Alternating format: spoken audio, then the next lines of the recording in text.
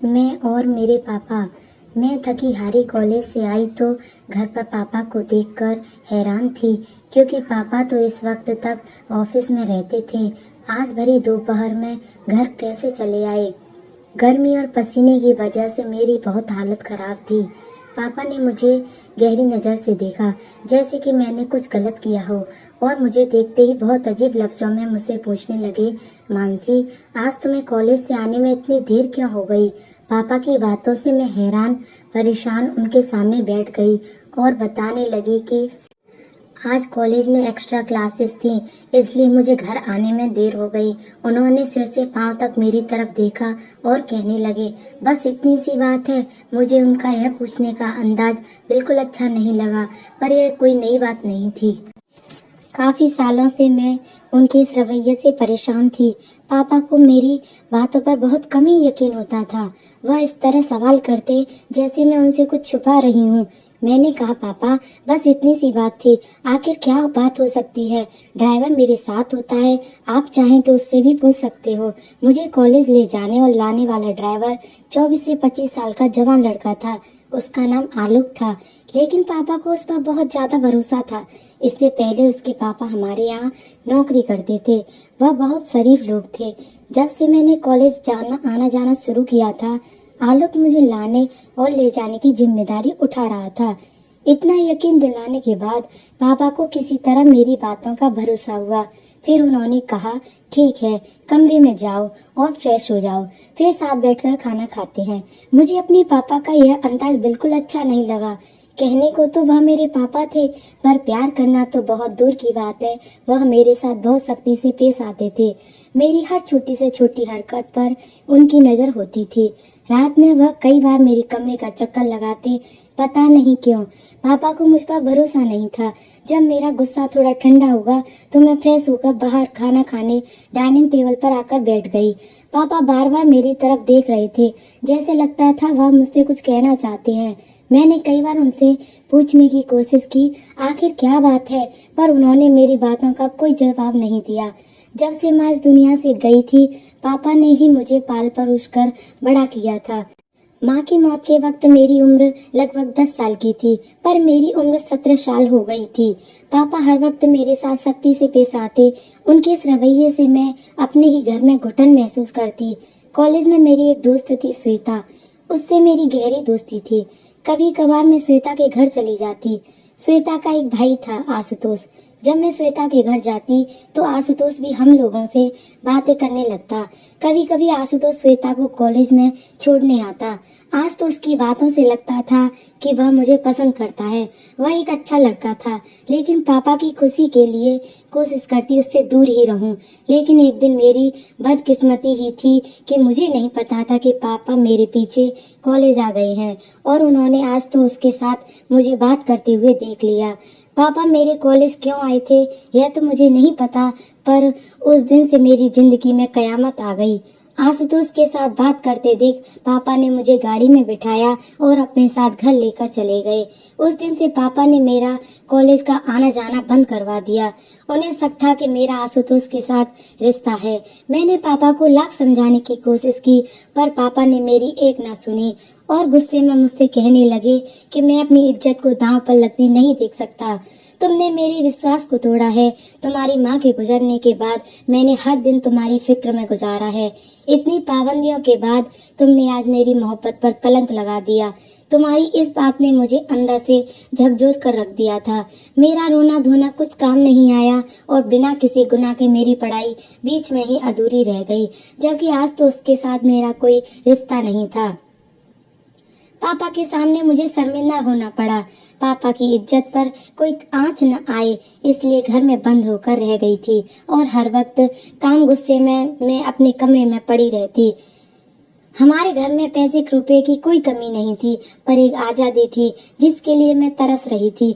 मेरे पापा को ही जब मेरे ऊपर भरोसा नहीं था, तो मैं गैरों से क्या उम्मीद रखती। एक दिन मेरे पापा के दोस्त प्रमोद अंकल, जो कि मेरे पापा के बिजनेस पार्टनर थे, हमारे घर आए। वह आते ही मेरी पढ़ाई के बारे में मुझसे पूछने लगे। मैंने रोते हुए उन्हें सारी बात बता दी। वह पापा के पुराने दोस्त थे और अक्सर हमारे घर आ जाया करते थे। इसलिए मुझे उनसे कोई झिझक नहीं थी। मैं अपने दिल की हर बात उनको आसानी से बता दिया करती। प्रमोद अंकल को जब मेरी पढ़ाई के बारे में पता चला तो उन्होंने समझाते हुए मुझसे कहा, तुम फिक्र मत करो, तुम्हारे पापा से बात करके तुम्हारी पढ़ाई फिर से चालू करवा दूंगा। प्रमोद अंकल की बातें सुनकर मुझे थोड़ी तसल्ली हुई, क्योंकि पापा प्रमोद अंकल की हर बात मानते थे। प्रमोद अंकल इस बारे में पापा से बात करते इससे पहले मेरी जिंदगी ने एक और नया मोड़ लिया। एक दिन रात के वक्त मैं गहरी नींद में सोई हुई थी कि पापा मेरे कमरे में आए तो मेरे मोबाइल की घंटी बज रही थी। तो पापा ने मेरे मोबाइल को उठाया तो फोन पर आशुतोष था। उसने मुझसे यह पूछताछ के लिए फोन किया था कि उसे पता चला कि उसकी वजह से मेरी पढ़ाई बंद करवा दी गई है। यह बात मेरी सहेली श्वेता से उसे अभी अभी पता चला तो उसे बुरा लगा और उसने फोन कर लिया, लेकिन पापा ने उस फोन का भी गलत मतलब निकाल दिया। उन्हें लगा था कि मेरा आशुतोष के साथ वाकई कोई गहरा रिश्ता है। पापा ने मेरा मोबाइल फोन छीन लिया और मुझे कमरे से बाहर निकलने के लिए मना कर दिया। यह सब होने के बाद मैं सारा वक्त कमरे में बंद रहती।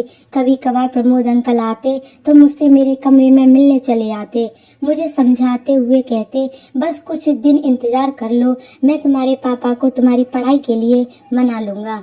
अभी इन सब बातों को 2 दिन भी नहीं गुजरे, एक दिन पापा मेरे कमरे में आए और मुझसे कहने लगे, आज के बाद तुम मेरे कमरे में सोया करोगी। मैं जवान लड़की थी और मेरे लिए पापा के साथ सोना बहुत शर्म की बात थी। मैंने पापा से कहा, मैं अपने कमरे में ही ठीक हूँ। पापा ने गुस्से में कहा, रात के वक्त तुमसे मिलने कौन आता है। पापा की इस तरह की बातें सुनकर मेरी आंखों से आंसू आ गए और मैंने रोते हुए उनसे कहा, एक बार तो अपनी बेटी पर यकीन करो। पापा ने कहा, जितना भरोसा करना था मैंने कर लिया, पर आज के बाद तुम कमरे में ही सोया करोगी। उस दिन के बाद से पापा ने अपने कमरे में मुझे सुलाना शुरू कर दिया। पापा के कमरे में मैं सोती तो सारी सारी रात जागते हुए गुजर जाती, क्योंकि पापा के कमरे में सोना मुझे अच्छा नहीं लगता था। सारी रात जागने की वजह से जब मैं अपने कमरे में जाती तो पूरा दिन सोते ही गुजारती। अभी इन सब वाक्य को 3 महीने गुजरे थे कि अचानक मेरी तबीयत खराब होने लगी।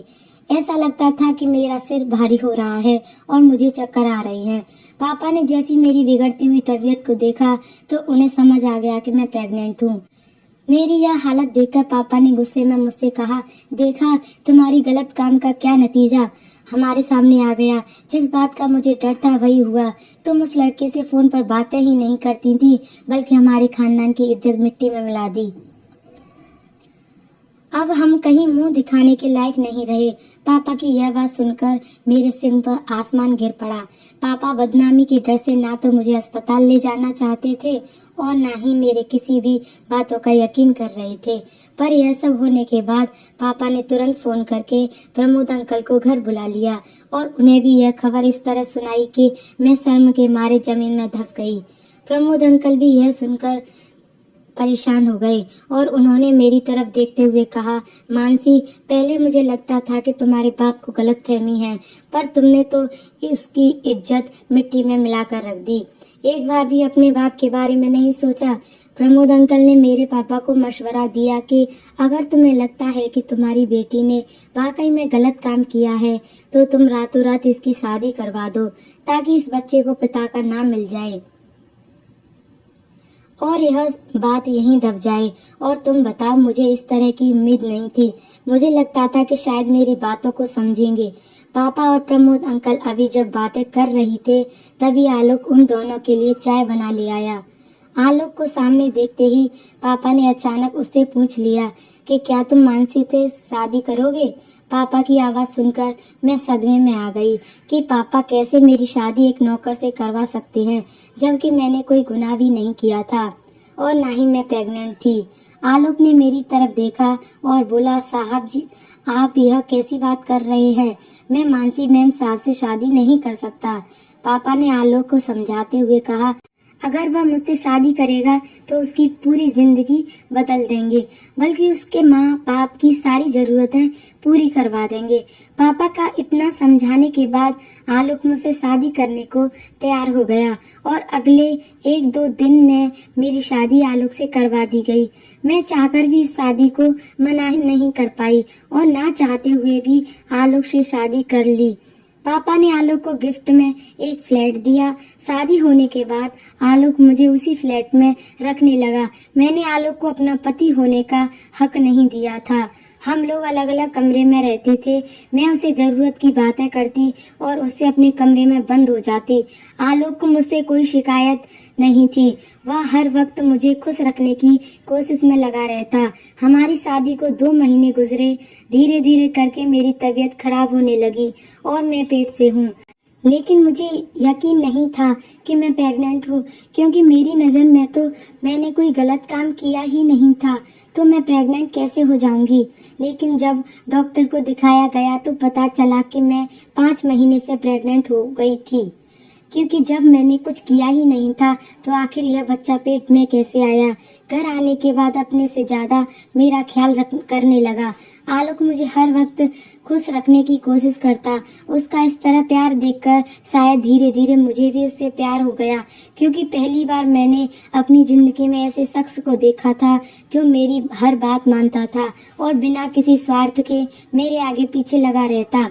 आलोक ने कभी भी मेरे पेट में पल रहे बच्चे के बारे में मुझसे कोई सवाल नहीं किया था। वह बहुत ही निस्वार्थ और नेक दिल का इंसान था। जब से मुझे पता चला कि मैं 5 महीने से पेट से हूँ, तब से मेरे दिल में कहीं न कहीं यह बात थी कि मेरे साथ जो भी हुआ यह सब मेरे पापा ने ही किया है। क्योंकि जब से यह बच्चा मेरे पेट में आया था, शादी से पहले की वह 3 महीने हर रात मैंने अपने पापा के कमरे में गुजारी थी। मेरे दिन कुछ ऐसी सोच विचार के साथ गुजर रहे थे कि कुछ दिन बाद मेरा 9वां महीना पूरा हुआ और मेरे पेट में दर्द होने लगा। मुझे जल्दी से हॉस्पिटल ले जाया गया। हॉस्पिटल जाने के बाद पता चला कि डिलीवरी का वक्त आ गया। कुछ वक्त के इंतजार के बाद मैंने एक बेटे को जन्म दिया। डॉक्टर ने बच्चा दिखाने की कोशिश की तो मैंने मुंह फेर लिया। मैं उस बच्चे को देखना भी नहीं चाहती थी, जिसकी वजह से मेरी पूरी जिंदगी बर्बाद हो गई थी। आलोक ने जब देखा कि मैं उस बच्चे से नफरत करती हूँ तो उसने उस बच्चे को प्यार से गोद में लिया और वहीं उस बच्चे का ख्याल रखने लगा।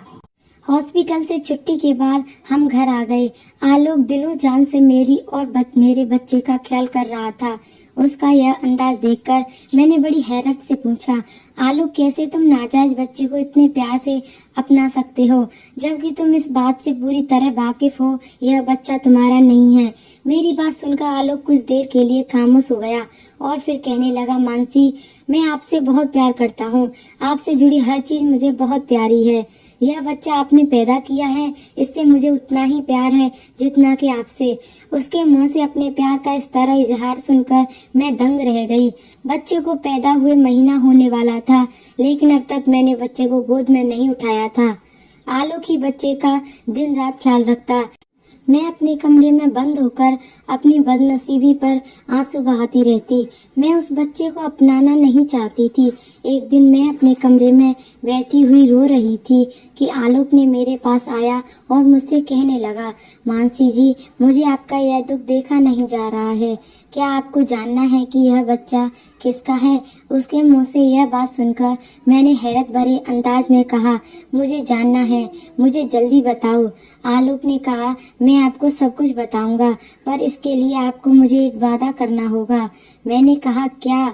यही कि यह सच्चाई जानने के बाद आप इस बात को अपने दिल में दफन कर लेंगी और किसी को नहीं बताएंगी, क्योंकि यह बात किसी को पता चले कि बच्चा किसका है तो हमारे बच्चे के भविष्य पर बुरा असर पड़ेगा। और इसमें इस मासूम का क्या कसूर? मुझे किसी भी हालत में सच्चाई जाननी थी, इसलिए मैंने आलोक से वादा किया, ठीक है, जैसा तुम कहती हो मैं वैसा ही करूंगी। पर आलोक के मुंह से सच्चाई जानने के बाद मेरे पैरों तले जमीन खिसक गई, क्योंकि इस बच्चे का बाप वह इंसान था जिस पर मैं उससे भी ज्यादा भरोसा करती थी।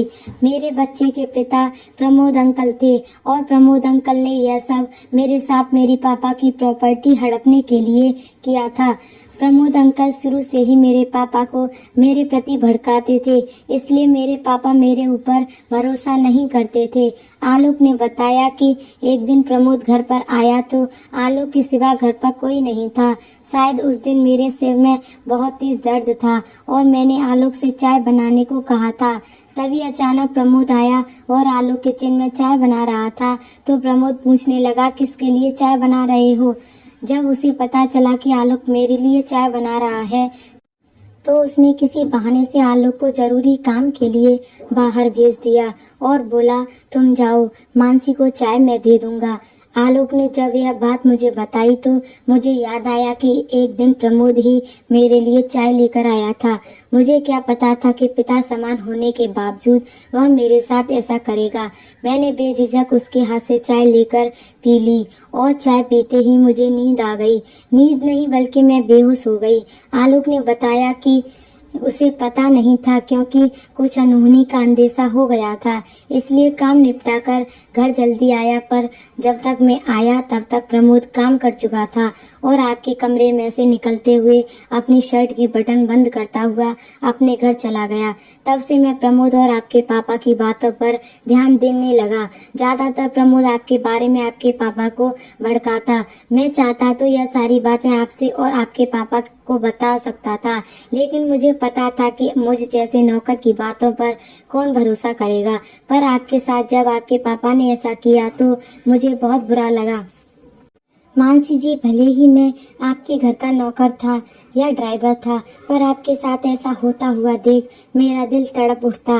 बल्कि यूं कहो कि आपकी परेशानी देखकर शायद मुझे आपसे प्यार हो गया था और इसलिए जब उस दिन आपके पापा ने मुझसे पूछा कि तुम मानसी से शादी करोगे तो मैं बेझिझक तैयार हो गया, क्योंकि मुझे पूरा विश्वास था कि मैं आपको अपनाने के साथ साथ आपके बच्चे को भी अपना नाम तो दूंगा, क्योंकि मैं आपसे दिल से प्यार करता हूँ। और इन सब में इस मासूम का क्या कसूर जो इसे सजा मिली। और आलोक यही सब बातें कर रहे थे, तभी मेरा बेटा जो गहरी नींद में सोया हुआ था उसकी आंखें खुल गईं और वह रोने लगा। आलोक ने जबरदस्ती बच्चे को मेरी गोद में डाल दिया तो ममता से मेरा दिल तड़प उठा और मैंने उसे सीने से लगा दिया और फूट फूट कर रोने लगी। मैंने आलोक से कहा, आलोक, जैसे मैंने तुमसे वादा किया कि मैं यह बात किसी को नहीं बताऊंगी, वैसे भी तुम भी मुझसे वादा करो कि प्रमोद की इस घिनौनी हरकत को तुम मेरे पापा को बताओगे, ताकि उन्हें भी तो पता चले कि उनकी बेटी के साथ गलत करने वाला कौन है। और आज तक जो वह मेरे ऊपर शक करते आ रहे थे, उनकी बेटी गलत नहीं है, बल्कि उनका सबसे करीबी दोस्त गलत है, जिस पर उससे भी ज्यादा भरोसा करते थे। आलोक ने कहा, पर यह बात आपके पापा किसी को बता दिए तो मैंने आलोक से कहा, पापा यह बात किसी को नहीं बताएंगे, मैं पापा को समझा लूंगी। अपने लिए ना सही, अपने बच्चे के लिए बस यह बात मैं इसलिए बताना चाहती हूँ कि उन्हें भी सच्चाई का पता चले। आलोक ने उसी वक्त फोन करके पापा को बुलाया और सारी सच्चाई बताई। पापा को जब यह पता चला तो वह मेरे सामने हाथ जोड़कर फूट फूट कर रोने लगे और कहने लगे, मानसी, मुझे माफ कर दो, मैंने अपनी बेटी पर भरोसा ना करके बहुत गलत किया, और अगर इस बच्चे की बात ना होती तो मैं अभी इसी वक्त प्रमोद को जेल भिजवा देता। पापा उसी दिन मुझे और आलोक को अपने साथ लेकर चले गए और प्रमोद से सारे रिश्ते नाते तोड़ दिए। हमने और आलोक ने एक वादा किया कि हम गैरों से ज्यादा अपने बच्चों की बात सुनेंगे, क्योंकि जो मेरे पापा ने मेरे साथ किया कोई भी पेरेंट्स अपने बच्चों के साथ ना करे। क्योंकि अगर मेरे पापा मुझ पर भरोसा किए होते तो आज मुझे यह सब भुगतना नहीं पड़ता। यह कहानी अच्छी लगे तो लाइक, शेयर और सब्सक्राइब करें। धन्यवाद।